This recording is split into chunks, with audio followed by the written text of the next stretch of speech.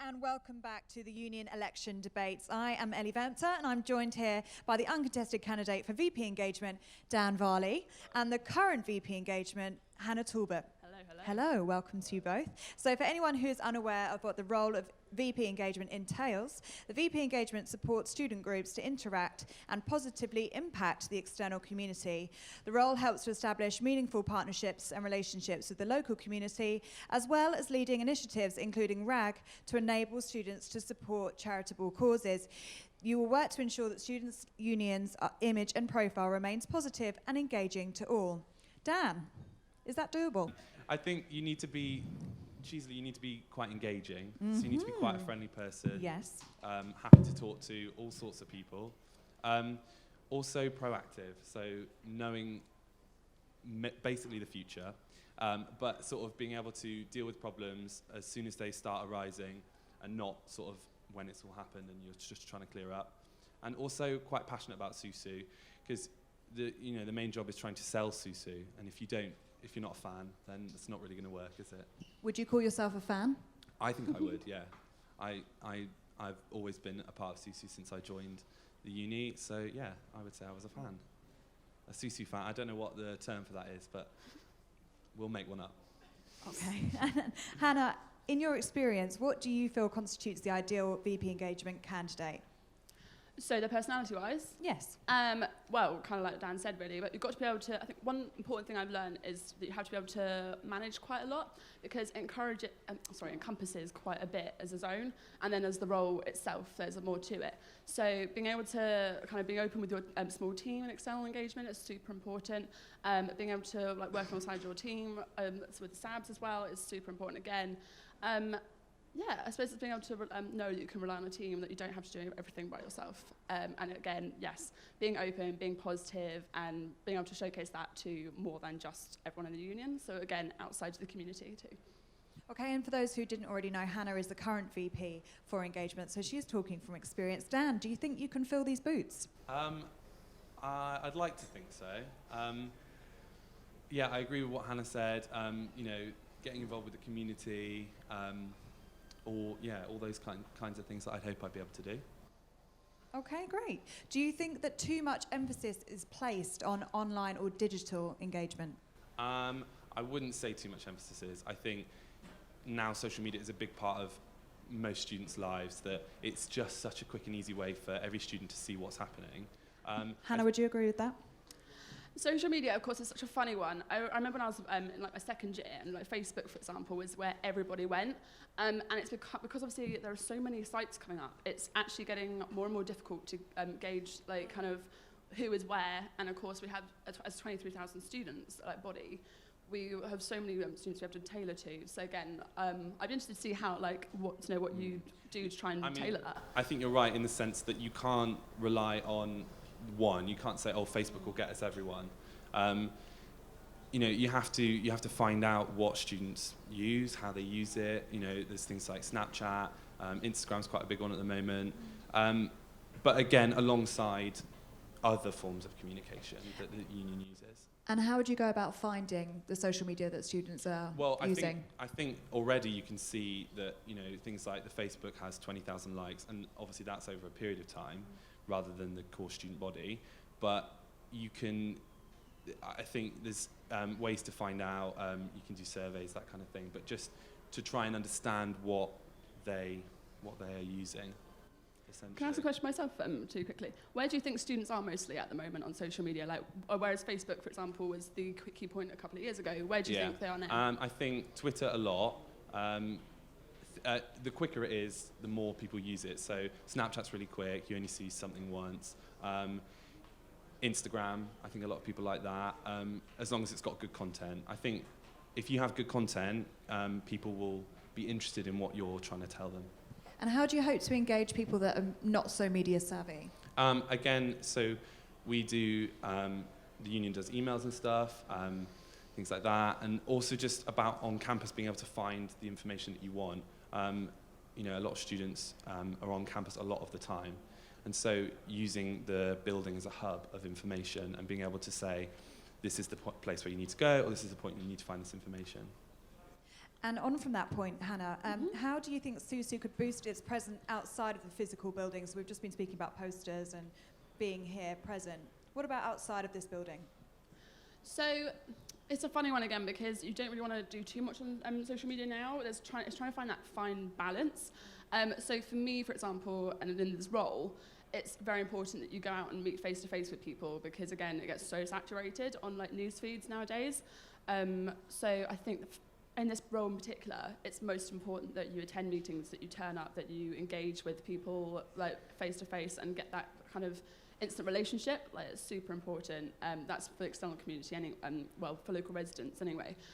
With students, it's such a funny one. But again, I think if you can make sure you're going out to them first, it's like very important. That kind of relationship that you build up with students is so important. Dan, do you feel like Hannah's gone far enough to engage students outside of this building? Yeah, I think so. I think you're definitely on your way. You know, being a visible person, the easiest way to do that is, you know, things like pictures in the lobby upstairs, and a Facebook page. Having the SABS having a Facebook page is an amazing thing now, because it's so much easier to find, so much more visible. So things like that are really, really good. And how would you differ from Hannah's approach, if you were to differ? I don't know whether I would differ massively, especially on social media, because again, like that, you know, the SAB accounts are great, but maybe I know for my degree, I'm not sure about others, lecturers often host things like office hours, so you can go and just talk to a specific lecturer at a specific time. So why not have SABs or student leaders doing that kind of thing as well? And that's a more physical, permanent time, permanent place kind of thing. Can I ask a question again on that? Although I try to use social media as much as possible, and I get told that I'm very enthusiastic for it sometimes, I still struggle with that interaction sometimes, and like getting positive engagement, even if you're coming at them with something that's positive for students. Yeah. So how would you try and engage it differently? Like, that's such a difficult question, because, you know, you can think that what you're putting out there is really good, and students are bound to enjoy it, but it might not work. I guess case by case, you'd have to look at things. Finding out that the students that are potentially looking at it, why they are interested in that kind of thing, and trying to understand why students, if you look at your failures and see why they're not getting involved, that might point you in the right direction to see why they would in the future. And would you do that on social media or face to face? Sorry, it's just I'm curious. I think a bit of both. I think if you can get communication through social media, that's one of the easiest ways to do it. But I am all up for, you know, letting I'm going to do this. Letting students come to you when they want to, really. Okay, as students, do you think we need to be playing a bigger role in the local community? I think yes. Students are residents of Southampton. I think the local community might not see everything that students do, and I think one of the things I'd like to do is really showcase what Southampton students do and show off to residents, things like RAG and fundraising, that kind of stuff, and you know, the support that other students give students at the uni. I think that would go a long way to showing the residents that students are part of the community, and a good part of the community. How would you do that, sorry? This is grilling. I think, again, talking to residents' associations, trying to get their feedback from actual residents. Things like where I lived on Gordon Avenue last year, there was a street party on several occasions. Like, that kind of thing is a really good idea. Is that something that you'd like to implement more on a regular basis, maybe?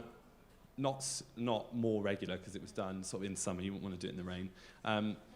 But yeah, things like ideas like that, sort of bringing both student and local residents together is a brilliant idea. Dan, what are your opinions on SUSU's current image? I think SUSU's current image isn't great. Why not? Because a lot of students don't like to get involved because they think it's too bureaucratic. There's a clique. I know people talked about there being one or not being one. But do you agree with that statement? I don't think there's one, but I think people think there is. And how would you go about confronting that? It's difficult, because to try and change people's minds is a hard one. But yeah, it is a difficult one. So I think it's important to start off in freshers straight away, trying to show that we're an open group of people, like to involve as many people as we can. I think I would say, if I was elected, that the current students we have now, it's just trying to get them involved in things like voting or the basic things. So in terms of the brand review going on at the moment, what are your thoughts on that? Great to be doing it. Really good idea. I think, so a lot of, one of my manifesto points was talking about the website specifically. I think sometimes students think it's a bit clunky, a bit unprofessional looking, and I think students, quite like to associate themselves with professionalism, and I think making the website better through the brand review and tidying it generally would work quite well. So Hannah, from your experience, what have you liked and disliked about VP engagement policies during the last few years? Do you feel like you've gone far enough? It's a funny one to answer because obviously the role has changed so much just from the time I've been here, which is nearly 5 years. So it went from focusing entirely on student engagement to external engagement now, and it's a funny one because it's been a kind of a moulding process. Policies. In terms of policies, I can't really answer that question because we haven't had too much to do with policies at the moment. We're still trying to define the role so much in the zone, and especially this year, it's been a lot about redefining what enterprise we want to offer, what volunteering opportunities we want to offer, what we want to offer to the external community as well. So, did you say how difficult is it? Sorry, what was the original? Just what have you liked and disliked about VP engagement policies? I've liked that we've become a lot more external facing because it means that we can obviously go out into the community more and we have more reason to. But again, it's the only difficult thing I found is that, again, the role has changed so much just within the last 2 to 3 years. I'm going to throw this over to Dan because we haven't actually got very long. So Dan, sorry, yeah. What have you liked and disliked about the policies? Policies, not so much, but just things that they've done. I think trying to engage students in the general election was amazing. I definitely think voting is such an important part, and students are often so unrepresented. That was such a great thing. And like I talked about earlier, the street parties, that kind of thing, and the community program that they did was really great. Okay, Dan, do you just want to quickly sum up your final points? Yeah, so if elected, I'd like to do a review into nighttime events to try and bring more student nightlife back to the union. I'd like to help RAG and Enterprise achieve the goals that they want to achieve. Yeah. Okay, thank you very much, Dan, for your time, and thank you very much, Hannah, for your time. We're going to be going back in 10 minutes for the big one. Tom Cross is going to be here hosting the debate for the union president.